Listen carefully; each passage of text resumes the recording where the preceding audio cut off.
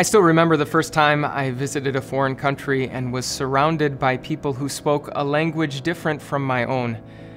There was this thought that just kept randomly popping into my head and I couldn't figure out why. As I listened to people talk with one another on a crowded bus or a busy restaurant, I just kept thinking, I think they're talking about me. Sociologists know why that thought kept randomly popping into my head. It's because when you can't communicate with someone, it automatically breeds distrust. When you can't understand someone, it sort of has a way of making you naturally suspicious of them. It's that distrust, along with the language barrier itself, that makes it so often so difficult to cooperate with people who speak different languages.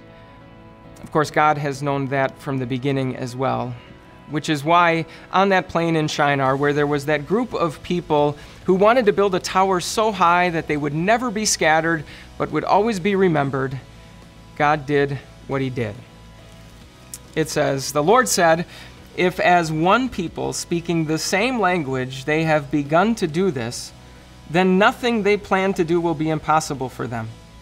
Come, let us go down and confuse their language so they will not understand each other."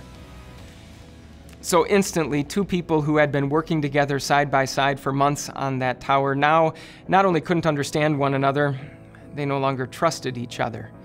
That's why that tower came to be known as Babel, and why the people had no choice but to do what God originally intended, to spread out and scatter over the face of the whole earth.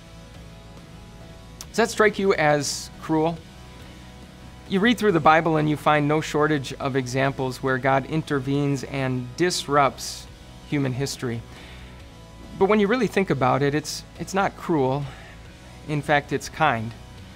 When we set out to pursue our own self-glorifying purposes, it's actually a blessing that we run into frustration and setback and failure. In fact, the specific action that God took at Babel means that as we set out on Operation Self-Glorification, as we so often do, there's just only going to be so many people that we can find who will cooperate with us. In fact, the ultimate punishment would be if God did the opposite.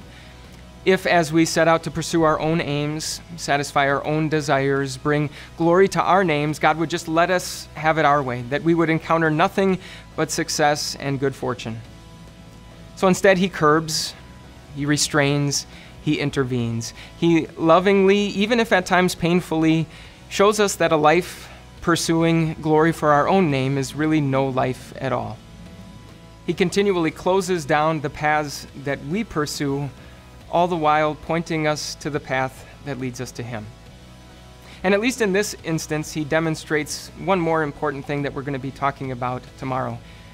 In pursuit of his saving purposes for us, God demonstrates that he is in complete control of language. Not only does he have the desire to communicate with us clearly, as we'll see tomorrow, he has the complete ability to do so.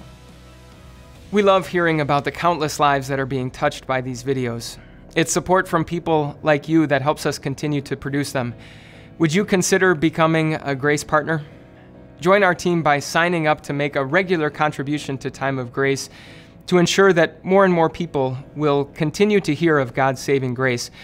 Just click on the link in this post, and I'll see you tomorrow.